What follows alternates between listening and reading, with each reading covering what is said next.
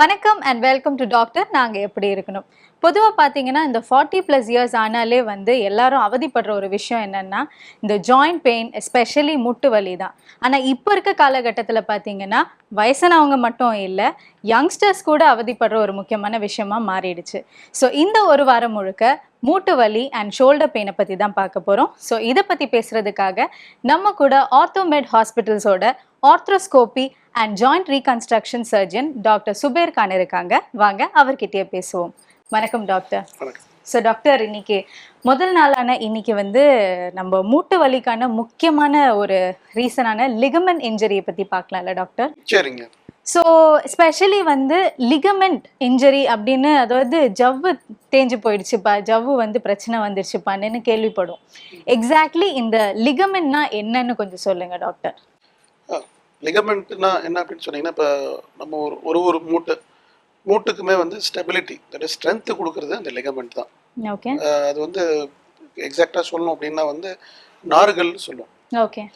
So ரெண்டு மூட்டுக்கும் நடுவில் இந்த நம்மளோட முட்டி வந்து விலகாமையோ இல்லை பலகீனம் இல்லாமல் ஸ்ட்ராங்காக இருக்கிறதுக்கு அது ரொம்ப உதவுதுங்க. ஓகே.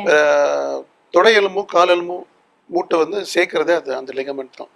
அந்த லிகமெண்ட் இல்லை, தட் இஸ் அந்த நார்கள் ஒழுங்கா இல்லை அப்படின்னா அந்த முட்டியில பலகீனம் ஏற்பட்டுரும். அதனால பல விளைவுகள் ஏற்படலாம். ஓகே. ஸோ அந்த லிகமெண்ட் இன்ஜரினா என்னது டாக்டர்? அந்த தேய்மானம் அப்படின்னு சொல்றாங்களே, அப்படின்னா என்னன்னு கொஞ்சம் சொல்லுங்க. இப்போ ரெண்டு வேற விஷயம். ஆக்சுவலி லிகமெண்ட் இன்ஜுரி அப்படின்னான்றது வந்து உள்ள இருக்கிற அந்த ஜவ் கட்டு போற அந்த தட் இஸ் கிழிஞ்சு போறது தான் வந்து லிகமெண்ட் இன்ஜுரி அப்படின்னு சொல்லுவோம். இது எப்படி ஏற்படுது அப்படின்னு பார்த்தீங்கன்னா வந்து, இப்போ நார்மலாக ஒருத்தவங்க ஓடும் போது அந்த ஜவ் வந்து அந்த ஓடும் போது நம்மளோட மூட்டி விலகாம ஸ்லிப் ஆகாம ஸ்டெபிலிட்டி கொடுக்கறது அந்த ஜவ்வு தான். ஸோ சில நேரம் என்ன ஆகும்னா, நம்ம மூட்டுக்காலும் தொடை எலும்பும் கால் எலும்பும் ஒன்று மாறி ரொட்டேஷன் ஆகும்போது அந்த ஜவ் வந்து கிழிஞ்சு போயிடுது. அந்த ஜவ் கிழிஞ்சிருச்சு அப்படின்னா வந்து உடனே ரத்தம் வர ஆரம்பிச்சிடும், உள்ளுக்குள்ள ரத்த கசிவுகள் ஏற்பட்டு ப்ளீடிங் உள்ளே நடக்கும், முட்டி வீங்க ஆரம்பிச்சிடும். ஸோ அதை வந்து லிகமெண்ட் இன்ஜுரி அப்படின்னு அதை சொல்லுவோம். இது மேலை நாடுகள் எல்லாம் பார்த்துட்டீங்கன்னா ஃபுட்பால் அதிகமாக விளையாடுவாங்க, அவங்களுக்கு வந்து இது ரொம்ப காமனான இன்ஜுரி. இப்போ நம்ம ஊர்ல பார்த்தீங்கன்னா இப்போ இந்த கபடி இப்போ சீசன் போயிட்டு இருக்குது. கபடியில வந்து இது ரொம்ப காமனான இன்ஜுரி இந்தியாவை பொறுத்த வரைக்கும். அது மட்டும் இல்லாம இப்ப 2 வீலர்ல வந்து ஆக்சிடென்ட்ஸ் நிறைய பேருக்கு ஆகுது. ஸோ ஸ்போர்ட்ஸ்ல இருக்கிறவங்க முக்காவாசி பேருக்கு இந்த ஜவ் வந்து கிளையறதுக்கு வாய்ப்புகள் அதிகம். ஏன்னா அவங்க வந்து ரொம்ப அதிகமா மூட்டை உபயோகப்படுத்துறதுனாலையும் ரொம்ப அதிகமா வந்து ஸ்ட்ரெயின் கொடுக்கறதுனால மூட்டில் இருக்கிற ஜவ் கிழிஞ்சு போகலாம். அந்த ஜவ் கிழிஞ்சிருச்சு அப்படின்னு பார்த்துட்டீங்கன்னா வந்து அதுக்கப்புறம் வந்து நடக்கும் போதோ ஓடும் போதோ வந்து பலகீனம் ஏற்பட்டு கால் வந்து விட்டு போற மாதிரி ஸ்லிப் ஆகிற மாதிரி ஒரு ஃபீலிங் வர ஆரம்பிச்சிடும். நம்மளோட நார்மல் காலுக்கும் இந்த முட்டுக்கும் அடுத்த முட்டுக்கும் ஒரு வித்தியாசம் ஏற்படுற மாதிரி உணர முடியும். தட் இஸ் ஒரு வேகமா நடக்கிறோம், வேகமா ஓடுறோம், ஒரு ஸ்லோப் படிக்கட்டுல இருந்து இறங்குறோம், இல்லை ஒரு கரடு பீச் மண்லையோ இல்லை கரடு மூடான பாதையில் நடக்கும்போது பார்த்தீங்கன்னா நம்ம அடிப்பட்ட கால்லையோ அந்த ஜவ் கிழிஞ்ச காலில் வந்து நடக்கும்போது ஒரு பேலன்ஸ் இல்லாத மாதிரி.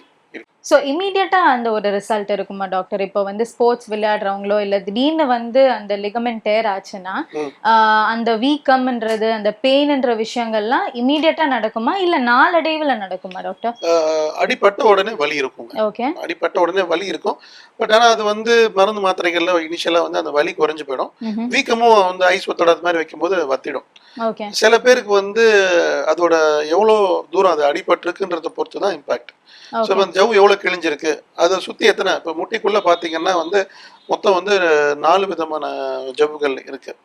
ஒன்று வந்து ஆன்டீரியர் க்ரூஷியேட் லிகமெண்ட் அப்படின்னு சொல்லுவோம். அது வந்து நம்ம தொடை எலும்புலேருந்து கால் எலும்புக்கு முன்னாடி வந்து இருக்கிறதுனால அது ஆன்டீரியர் க்ரூஷியேட் லிகமெண்ட் சொல்லுவோம். அதே மாதிரி மூட்டுக்கு பின்னாடி இருக்கிறது போஸ்டீரியர் க்ரூஷியேட் லிகமெண்ட் சொல்லுவாங்க.